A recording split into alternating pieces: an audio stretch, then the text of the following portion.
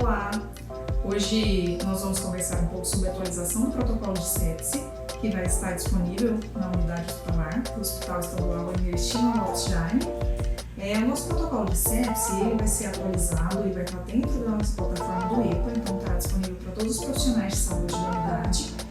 E a esse momento a gente quer falar um pouco de sepse e também queremos falar um pouco sobre a modificação do manejo da abertura e do manejo do protocolo de sepse na unidade, visando que ele seja realizado agora integralmente numa modalidade informatizada. Por que sepse é tão importante dentro da unidade hospitalar? A gente usa aqui os dados do Instituto Latino-Americano de Sepse, que é o ILAS, que mostra que uma mortalidade elevada de pacientes acometidos com sepse, que nas terapias intensivas brasileiras pode chegar a 55% de mortalidade. Então, inclusive, sepse mata mais que o infarto e o câncer. Então, por isso é importante a gente ter conhecimento e fazer gestão desse protocolo dentro da unidade hospitalar, visando a melhoria da assistência ao nosso paciente. Então, vamos começar falando um pouco da definição, O que é sepse? Já que nós estamos falando de sepse, o que é sepse? Sepse é uma síndrome que é muito prevalente, tem alta morbidade e mortalidade e eleva os custos da assistência em saúde. Então, o paciente em sepse, ele está em risco, ele aumenta muito o custo do Estado, da unidade de saúde para gerir a assistência desse paciente. Então, a premissa que nós usamos é que sepse, tempo é vida. Quanto mais rápido se identificar, mais rápido nós iniciaremos as medidas e maior chance teremos de recuperar, restaurar a saúde desse paciente. Aqui eu trouxe um quadro, que é importante a gente entender qual que é a classificação atualmente utilizada, porque a sepse, nós tivemos vários conceitos de sepse, Então, tivemos a atualização da classificação, a atualização antiga que a gente usava o termo sepse grave, choque séptico, atualmente é modificado para o termo infecção sem disfunção, que corresponde ao paciente que tem uma infecção suspeita ou confirmada, mas que não tem disfunção orgânica, e o termo sepse, que o paciente tem uma infecção suspeita, que é confirmada ou não confirmada, e tem uma disfunção orgânica. Então, todo paciente que tem uma possível infecção, que tem uma disfunção orgânica, é um paciente que tem sepse. E o choque séptico, que é a sepse que evoluiu para a hipotensão não corrigida após a reposição volêmica. Então, a gente tem o outro termo que seria o choque séptico. Então, é importante que a gente entenda o conceito do que é sepse, para que a gente possa identificar esse paciente, porque é dever de todos os profissionais de saúde da unidade identificar o paciente que pode ter sepse, para as medidas serem tomadas da forma mais ágil possível. Então, aqui eu trouxe a classificação do que é SIRS, que é chamado de Síndrome da Resposta Inflamatória Sistêmica. Lembrando que a SIRS ela não faz parte dos critérios de definição da sepse, mas ela continuou sendo utilizada no meio médico porque era um método amplo de triagem, porque nós queremos englobar o maior número de pacientes que estão em risco de ter sepse dentro do nosso protocolo, para então a gente poder confirmar ou descartar esse quadro. Então, é importante que todos os profissionais, a equipe da enfermagem, que está no primeiro atendimento, na triagem do paciente, no pronto-socorro, saiba o que é a SIRS, como identificar os sinais de SIRS, porque pode ser que seja o primeiro profissional a ter contato com o paciente que vai estar em risco de sepse, para então alertar os demais profissionais para seguir a cascata de atendimento do paciente.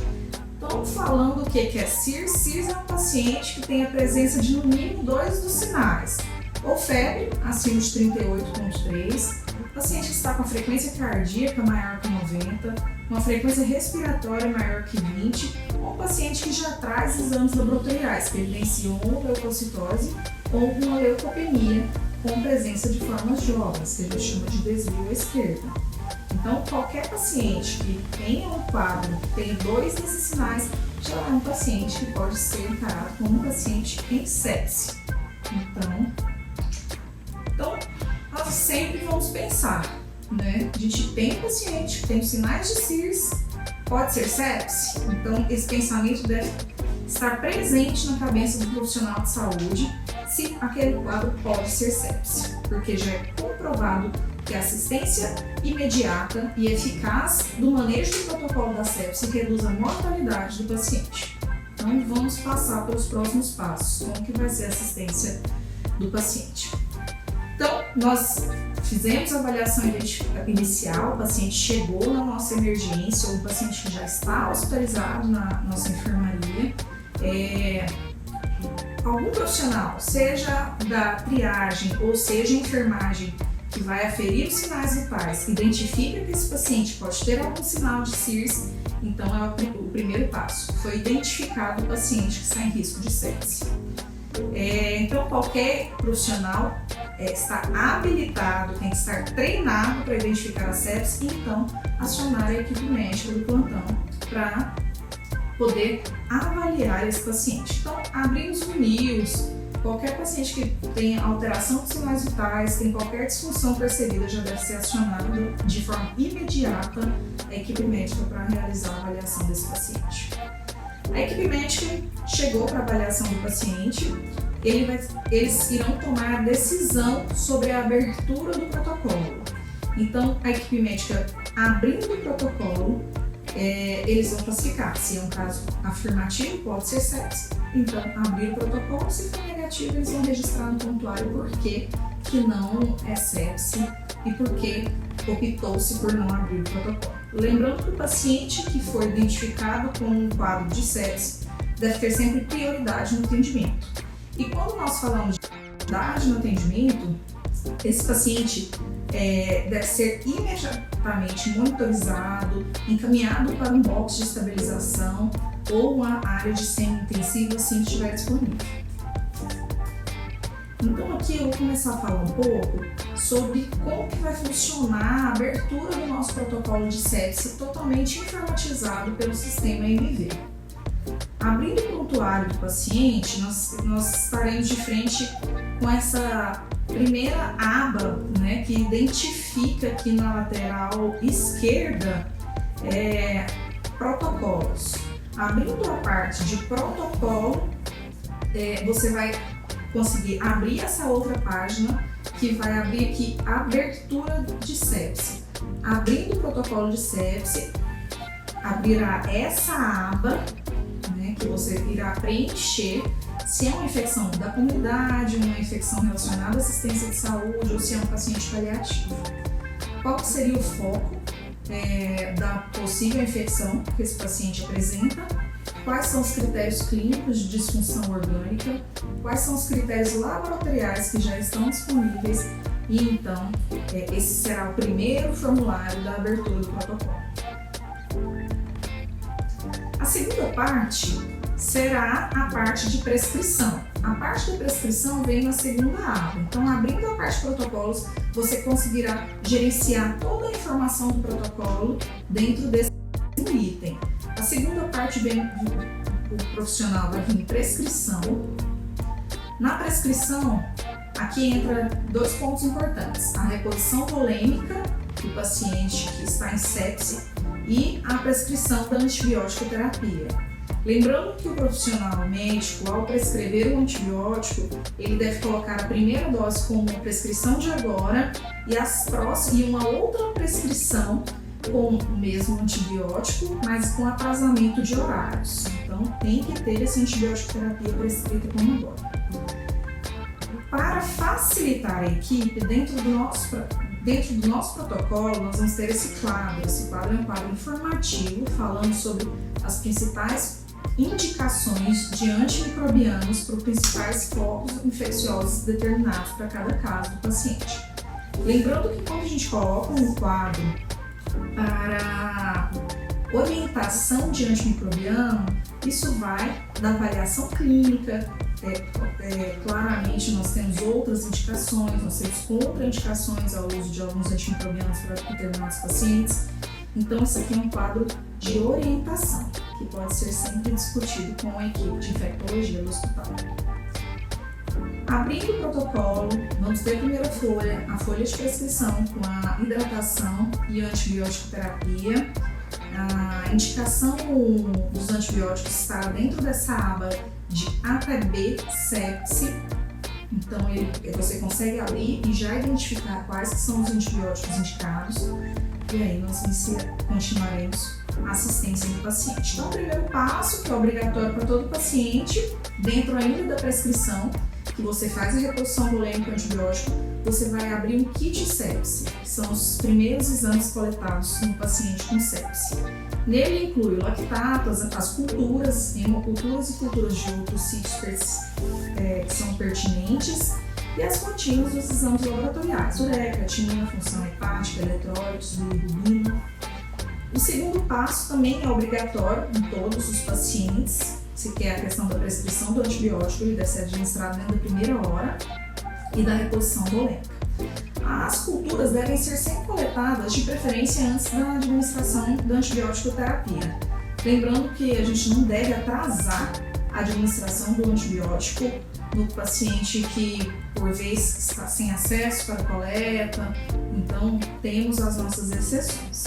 E o terceiro passo é o paciente que está com o lactato 2 vezes maior que o normal ou que está com hipotensão. Então a gente deve sempre otimizar a hemodinâmica desse paciente.